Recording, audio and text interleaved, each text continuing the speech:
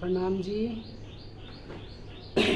ये जो श्राद्ध है, ये श्राद्ध क्या है?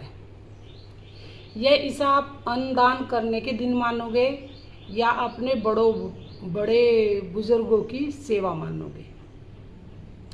देखो, मेरे हिसाब से तो है ये अन्नदान करने के दिन। और दूसरी बात यह है कि बड़ों का नाम इनमें इसलिए लिया गया कि हमारे बच्चों को सीख मिले।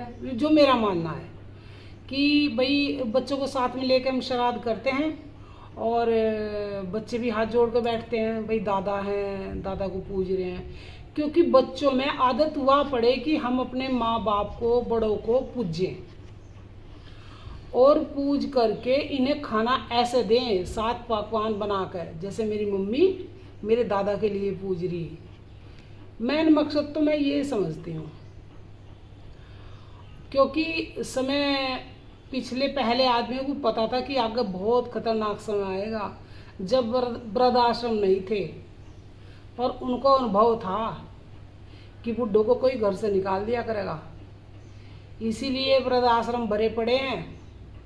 तो अब बच्चों को वो सीख दे रहे, पहले से ही उन्होंने सीख चालू कर दी थी कि भाई ये अन्नदान के 15 दिन है और इन 15 दिनों में अपने बड़ों का नाम लेकर पूजो, इस तक कि बड़ों का नाम भी लिया जाएगा और बच्चों को सीख भी आ जाएगी।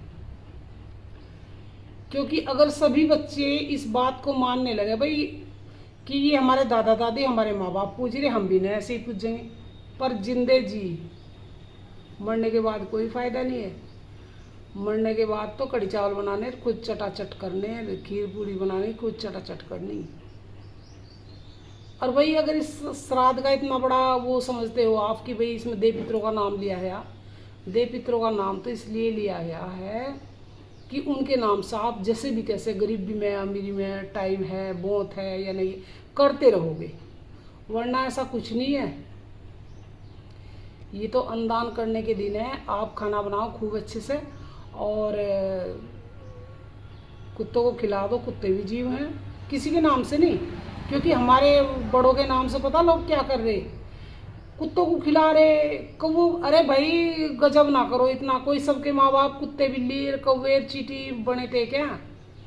ये हिमाकत ना करो, ये कहो कि ये अन्नदान करने के दिन है, हम कुत्तों को जी मारे और चींटियों को जी मारे और कौवों को जी मारे।